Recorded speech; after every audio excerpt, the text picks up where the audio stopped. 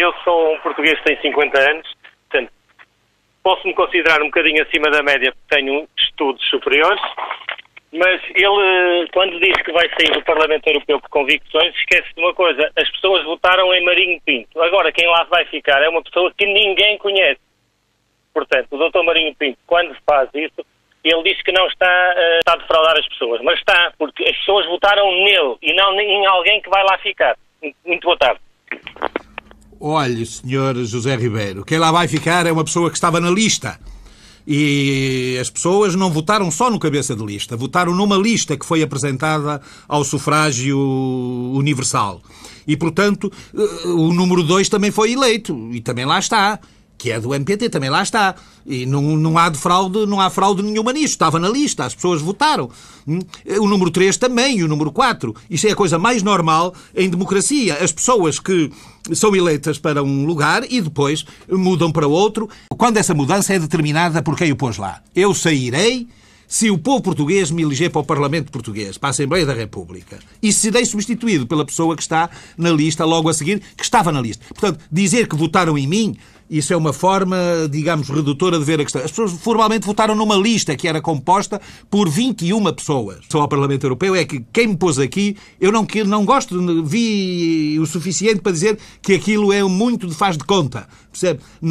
Quando não há iniciativa legislativa num Parlamento, não há um verdadeiro Parlamento. Quando se tem que andar a pedir dinheiro ao órgão executivo para o Parlamento funcionar devidamente, não é um verdadeiro Parlamento. Quando se anda em bolandas pela Europa, de país para país, com o Parlamento às costas, contra a vontade dos deputados, é porque os deputados não têm a independência para poder decidir onde podem reunir. E, portanto, eu disse ao povo português, colocaram-me aqui, vou-me candidatar à Assembleia da República. Se quiserem que eu fique aqui, não votem em mim para a Assembleia da República. Se quiserem que eu vá para a Assembleia da República, votem em mim e eu deixo isto aqui ao número 3 da lista. Ao ser eleito para o Parlamento Europeu, passado poucos meses já abandono esse cargo, eu sinto-me, de uma certa forma, um bocado defraudado. Eu fui eleito para candidatar-me ao Parlamento Europeu e, depois de chegar lá, vi certas coisas que não esperava ver, que não sabia que existiam e, portanto, disse claramente a quem me pôs lá que preferia que, nas próximas eleições, me mudassem de lá para a Assembleia da República. Se quiser, lá estava muito bem, lá pode-se ganhar mais de 18 mil euros por mês, lá tens um conjunto de mordomias que nem de longe nem de perto aqui se tem, mas lá não estou a fazer aquilo que queria fazer na política, contribuir para resolver os problemas nacionais, contribuir para mudar o estado de coisas neste país. E, portanto, disse claramente, com toda a transparência, sem subterfúgios, sem estratégias comunicacionais, sem manha, disse claramente, quando nas próximas eleições legislativas vou candidatar-me. E se o povo português quiser que eu fique na Assembleia da República, ficarei. Se não quiser, então cumprirei o meu mandato aqui até ao fim. O que o senhor baseou essa sua pergunta e essa sua crítica naquilo que ouviu dizer a algumas pessoas, a alguns jornalistas, a alguns jornais. O que eu lhe digo assim, senhor, como é que era o nome? Avelino Pereira. Sr. Avelino Pereira, é que acredite não naquilo que dizem que eu disse, mas naquilo que me ouvir dizer a mim diretamente. Eu podia lá estar tranquilamente e até lhe posso dizer mais. Ao fim de 5 anos saía com mais 1.300 euros por mês de reforma para o resto da vida. Continuaria a ganhar os 18 mil euros por mês ou 17 mil e tal que ganho. Pagaria, enfim, não vale a pena estar a enumerar as vergonhosas mordomias e os vergonhosos privilégios que os deputados ao Parlamento Europeu usufruem hoje, quando comparados com o povo português, quando comparado até com os próprios deputados cá. Mas isso eu sentir-me-ei muito melhor aqui em Portugal, porque o meu objetivo é mudar este país, é ajudar a resolver os problemas deste país e não enriquecer a minha conta bancária, não engordar a minha conta bancária, não. O Parlamento Europeu, devo dizer-lhe, Sr. Pereira, que é uma falsidade. Um Parlamento que não tem iniciativa legislativa não é um verdadeiro Parlamento. E os deputados ao Parlamento Europeu não têm iniciativa legislativa. Não podem, se quiserem, fazer uma lei. Tem que aprovar ou homologar as leis da Comissão. Tínhamos acordado no Partido... Ao fim de 4 meses ainda não havia uma solução para o Partido da Terra, quando eu, 10 dias depois das eleições, propus entrar no Partido da Terra, propus militar no Partido da Terra e liderar o próprio Partido da Terra. Nós tínhamos um acordo que eu propunha os 5 membros da Comissão Política. A Comissão Política do Partido da Terra tem 6 elementos. Tinha. E eu propunha 5 Só saía um, porque era um familiar, era tio e sobrinho. Só saía um. Do resto iam 5 membros do Partido da Terra.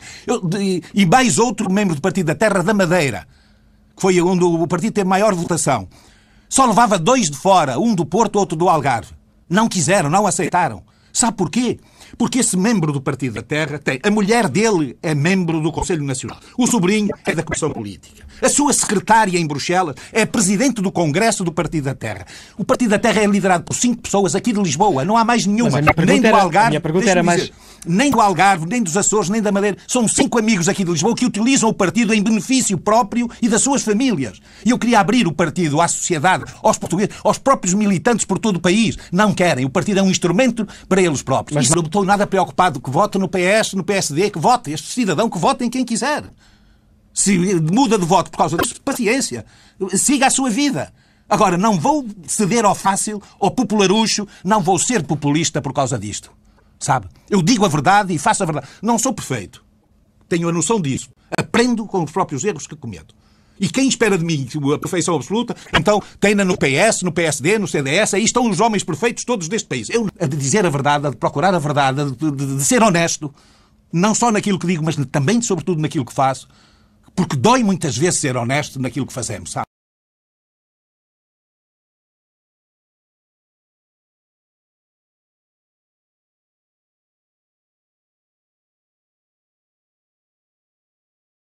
Comigo não há cedências ao fácil, ao gratuito, ao vulgar. Tenho princípios e é esses princípios que eu apresento. Tenho convicções e é essas convicções que eu apresento. Se o povo português a sufragar, muito bem. Se não sufragar, muito bem também. Muito bem também, porque eu não preciso da política, ao contrário de muitos outros, que não têm o que fazer, nem sabem fazer mais nada. Eu exerci 2 profissões ao longo da minha vida e estou a 1 ano da reforma. Com enorme prazer que eu me dirijo ao senhor. Os homens não se medem pela altura, medem-se pela coragem e o senhor, de facto, é imparável e tem todo o meu apoio como cidadão. Se o senhor se sente com capacidade para lidar com todas as resistências políticas que existem, tanto as internas como externas, porque por vezes nós não conseguimos fazer aquilo que queremos porque somos completamente barrados, embora eu veja que o senhor é um homem de coragem. E a segunda é, na verdade, para resistir a todo esse tipo de resistências que existem e que todos nós sabemos que são muito más, se o senhor tem uma equipa ao seu lado com o mesmo nível que o senhor tem. São estas 2 perguntas que eu lhe deixo e boa sorte para o seu projeto, que eu estou consigo. Eu sinto que tenho capacidade, embora a insídia e a perfídia dos ataques pessoais que me são dirigidos, pelo sofrimento que alguns desses ataques cobardes e soeses fazem na minha família, nos meus filhos, nas minhas filhas, na minha mulher, até nos meus netos já. Percebe? Eu quando ouço uma figura pública com o prestígio e com o carisma de um Ricardo Araújo Pereira chamar-me energúmeno publicamente só porque discorda de uma posição minha, pública, isso é torpe, isso é indigno de um homem, é indigno da democracia, é indigno de um homem de esquerda, de um homem democrata. Portanto, isso a mim não me atinge, que eu estou habituado a isso, sabe? Eu fui muito insultado antes do 25 de Abril pelas polícias, por algumas polícias, incluindo pela PIDE, fui preso, fui perseguido, nada nunca me demoveu dos meus princípios, porque eu sempre me bati pela liberdade de expressão. E a liberdade de expressão é uma liberdade de debater ideias e não para caluniar pessoas com cujas ideias nós não concordamos.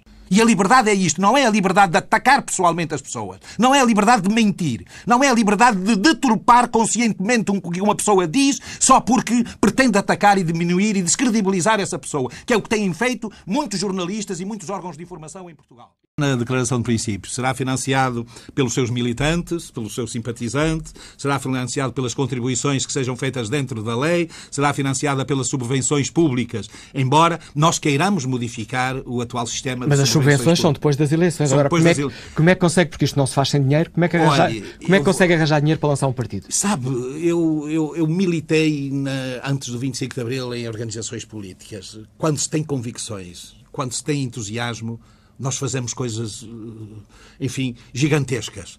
Eu candidatei-me à Ordem dos Advogados 3 vezes. Sabe quanto é que eu gastei?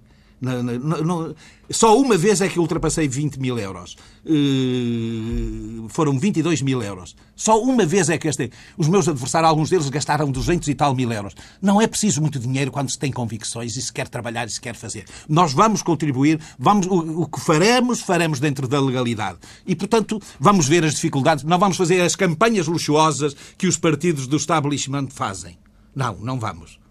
Mas vamos fazer uma campanha assente nas ideias, assente no debate. O que eu espero, Manuel Acácio, para suprir essa incapacidade, é que os órgãos da comunicação social cumpram o seu papel e tratem todos os candidatos com igualdade e não fazer a ignomínia que fizeram nas últimas eleições para o Parlamento Europeu, em que eu fui totalmente ignorado pelos órgãos da comunicação, completamente. Houve televisões que não apareceram sequer, e quando apareceram foi para achincalhar.